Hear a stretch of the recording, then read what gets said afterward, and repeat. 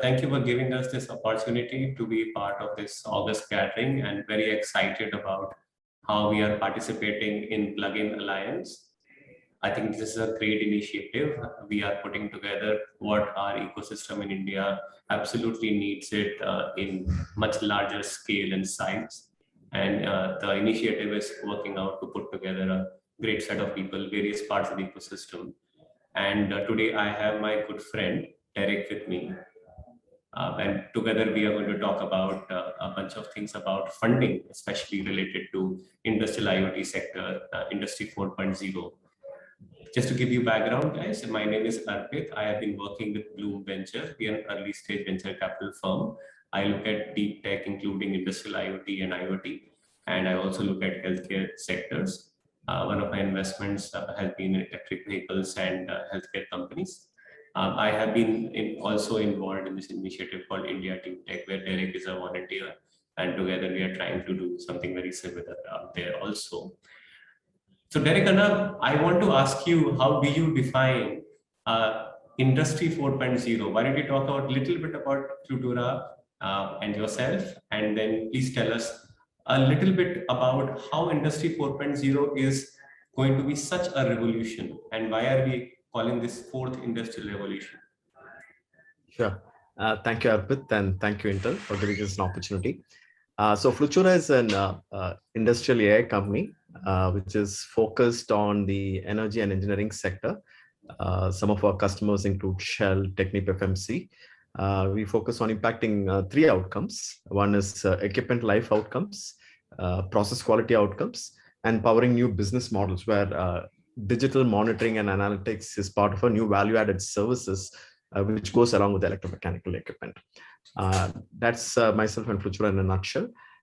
Industry 4.0 is a very exciting area in the sense that the industrial sector has always been lagging behind the consumer sector by 5 to 10 years always. So you've seen a lot of leapfrogging in the areas of retail, banking, telecom, etc. A lot of disruption has happened. Industrial side is just getting started off. They're a little conservative bunch, I would say. And the wave is just getting started, and it's always good to join the early part of a wave. So in this Industry 4.0 category, we are able to look at 9 buckets, I would say, 9 buckets of companies. So for example, we have robotics-oriented companies. For Mitra, which is run by Balaji, we have Akash, who runs Orangewood Labs. So robotics is one bucket company which is emerging out of India. The second, I would say, is in the area of sensor intelligence. So we have Rahul, who's running Exact Space. There is Nui, there is Minto.ai, a bunch of companies which are focused on analyzing sensor signals, detecting anomalies, and impacting process outcomes. The third bucket of companies is in the autonomous driverless vehicle category. Natrodyne became a unicorn. We have RT Motors and a lot of other startups. For example, there is a company which is focused on autonomous trucks out of India. So that's the third category of companies which I see emerging. Fourth is sound and vision intelligence. We always had Tombo, which was a poster child, which specialized in thermal imaging. Today we have A Squared IoT, which focuses on sound analytics. So it's kind of like a Shazam for equipment. So you're able to point an app at an equipment which is making noise and tell you how long you'll live. Fairly game-changing applications, I would say. Then fifth is in the satellite intelligence space itself. So imagining that piece of equipment listening to our voices and telling us how long we live. Although it could be bi-directional. Could be bi-directional. Yeah. So in fact, the machines will know us much better than our family members, I would say. As if they don't already do. Interesting one. The fifth is in the what I would call the eye in the sky category, satellite intelligence. So you have Vinay, who runs SkyServe. So they can point a satellite at an industrial operations and count gas emissions, rate at which an activity is happening and stuff like that. Sixth is in the industrial AR VR capability itself. So you have these digital twins which are being created for this complex equipments and machineries. And if you want to quickly get situational awareness of the health of the equipment or the process, companies like Fabric, run by Puneet, will give you, so you can wear a headset, and it's essentially a kind of a telemedicine for equipment. So you can go inside the heart of an equipment sitting very remotely, Seventh is in the edge intelligence space, where there's no cloud at all, cloudless edge intelligence space in ruggedized environments where you're detecting, sensing signals and responding to it in real time. So Switch On is one company. Anirudh, who runs Switch On, is a good friend of ours. And last two categories I wanted to touch upon, it's not early stages, would be in industrial 3D printing. Not many companies have started out of India, but I think it'll explode in the next couple of years.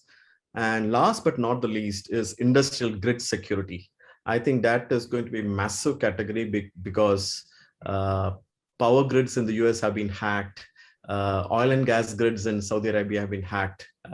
So that's going to create a massive opportunity for specialized players in the industrial grid security space.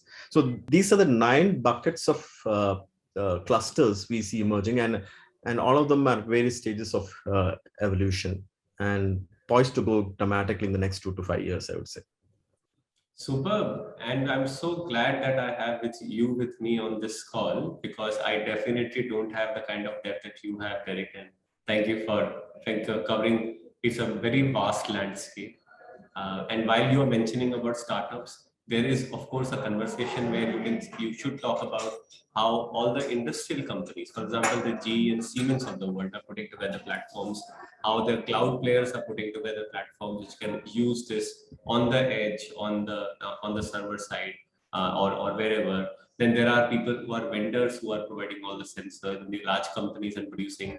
For example, Intel, I'm sure, has several offerings in the industrial IoT space, whether that's a processor or a memory or edge devices. And so this is very, very large ecosystem. And we are not just talking about, not still talking about the system integrators who are putting these together, right? Who are doing excellent job of understanding the complexity and actually delivering the solution. And then there are players who are making out of the box solutions for a specific industry, and those solutions have become very large, complicated applications. For example, Pari Electronics, and so on. These are turnkey kind of topics. Very good, thank you. And this is great starting point. I want to ask, I want to add a little flavor to this from the kind of description. There are companies which are early stage and typically try to solve one niche problem in one particular industry. And then there are companies which are sort of broad and they want to do a lot of things together.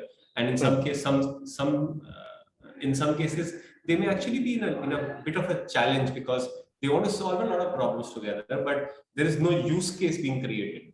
You can have a toolkit, you can have a Swiss Army knife, but if no one knows what problem to solve or how to use that screwdriver or knife, it's very hard to really build a solution, to find value in the platform, right? And this is one more thing which brings me to this aspect of funding. And I want to, and I know that this is the important part that we want to cover here. What I've seen happening is that the funding piece has always been a challenge for especially companies in the industrial IoT sector, not because industry 4.0 in general, not only because the companies don't have traction. And as even in India, some of the companies you're mentioning have a lot of revenue. When I say a lot of revenue, at least a few $1 million of revenue, and are growing quite fast. One important challenge that they always face is that the investors who are, there are two kind of investors amongst many other classifications. One is a person who's sitting in India and a person or a firm sitting in the US. The person who's sitting in India doesn't see India market to be very large, and it is not very large by any stretch as compared to, let's say, US. And therefore they are stopping themselves at funding them. And the companies in India, in America, for example, they're thinking, okay, yes, good guy, good technology is sitting in India very well, but how do I relate to this? Is there a customer in the US? And if they are going to have customers in the US, do I see some proof? And that is not happening. So one important challenge that I have continuously seen with our ability to fund, and I'm being relatively straight here, is that unless you see traction in the home market, and the home market is large enough, you will not see a lot of funding flowing into the sector. So I think while our companies are doing excellent job of getting POCs up and also revenue in various countries, we probably need to do work harder to get them have traction in the US market. What do you think is possible, and how do you think this is going to happen in a manner that the entire ecosystem can grow? Yeah, oh, very great point, because I think the fuel which powers the ecosystem is funding itself, and it's very important to track the cash flows. Uh, from my vantage point, I see four kinds of actors out there. One is niche industry 4.0 oriented funds, for example, from Momenta Partners in the US. They're completely focused on industry 4.0. Then you have these giants, I would say, who have set up Bay Area industrial scouts, so to speak. Siemens has Next 47, ABB, Hitachi, Saudi Aramco has their own funds, which is chasing. So if you build a relationship with the scouts out there, then you get discovered by that fund. So that's one pathway which is available. Third is, of course, the traditional VC round, Blume, all of them. And fourth is a government. And Arpit, this is one place I wanted your perspectives on. You. How do you see the funding pathways emerging for Indian companies? There are some of these things, but do you see this shift actually dramatically?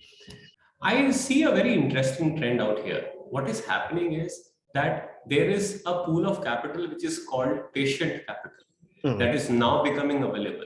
I was researching space tech industry 2 years back in the US, and when I look at the history of this, of course, you know about SpaceX, you know about, once in a while you might hear about someone called Burt Rutan, who's created this spaceship one and so on, and it recently touched the space edge of the space and came back. The important piece is that while you hear about 2 success stories, there are at least 20 which came very close. And those 20 were not funded by venture capitalists because it's a pie in the sky. There's no one who knows how it's going to happen. However, a lot of, I dare not use this probably off use, but it's a bit loaded term, but billionaire money is available. Right now, when people are billionaires, they are making a very long-term decision. They are not necessarily making an exit opportunity decision. This is a challenge with venture funds because our structure is that we have to return capital in a finite amount of time. The money is not patient enough, and unfortunately, our focus also is not on the soft aspect of the business. It is almost always about, okay, what will deliver me the best return? So it's very objective in nature. I think patient capital is something that we definitely need in the India sector of industrial IoT. Just for argument's sake, and India has also a fair share of billionaires.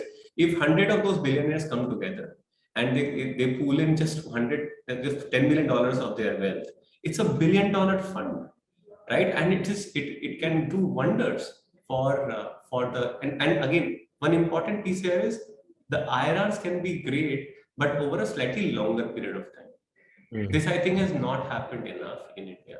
Government may facilitate it or not, and I'm not saying this is the only way. Of course, us as VCs also have to learn and have to work with the ecosystem to make sure it works better for everyone's benefit. But yeah, and plug-in alliance is one of the ways in which this is going to happen. One other thing that I'm noticing increasingly is that that you are able to get direct access to some of the deep tech funds in the US, and they have, like you said, scouts. They have some people who refer to them from Indian ecosystem, allowing them to get funded directly, get discovered. Some of the companies have raised money, but as anyone can imagine, raising money from US or any other country is going to be slightly harder. So we will have to. I think this is a problem that remains to be solved. Arpit, I had a follow-up question to the point you made.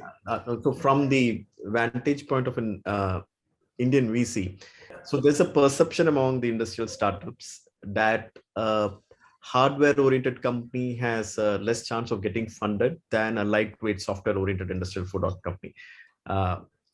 What is your perspective on this, and do you think is this hypothesis true, and how do you see this mental model evolving? See, this is true, and I wouldn't say it is not true. If you look at an average company getting funded, an average, even B2B SaaS today is getting funded much faster. However, we should notice, and I think this is an important platform for people to get educated. There is a pattern in which you will see this happening. Today, what is happening to B2B SaaS companies in India, where some unicorns have been created, some more are going to happen, is that there is a pattern. There are some success stories, and then they are driving the entire ecosystem all the way to early stage.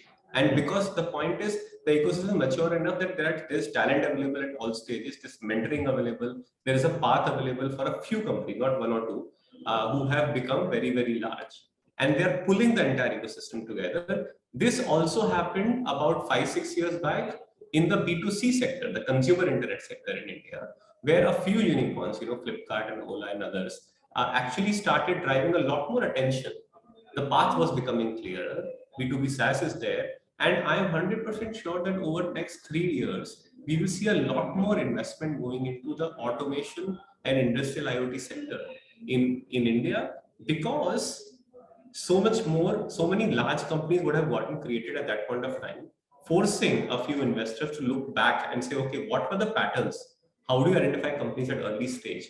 Ultimately, what we have to agree is it is about the maturity of the ecosystem and how much an ecosystem is going to support the kind of growth a company is going to is expected to see.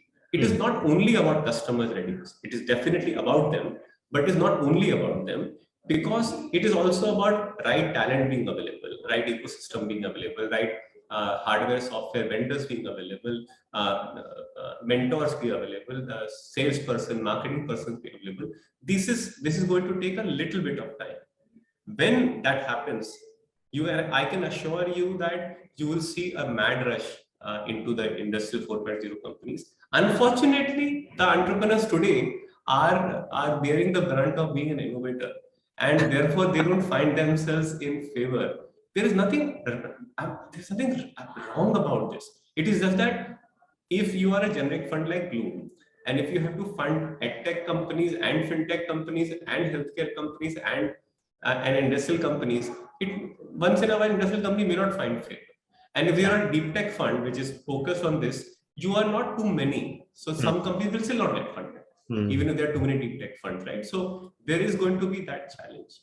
However, all of us are working hard. I think we will get there together. At this point of time, my advice to entrepreneurs would be that if money is available for anyone, they should please find a way to take it. Absolutely. As a follow-up to that, I had you have too many questions. a lot of Allowing me to ask any. You're not allowing me to ask. Please go ahead. Please go ahead. I'm loving this. But I think these are some of the questions which are latent in the minds of many of these startups. Yeah, Bring it out.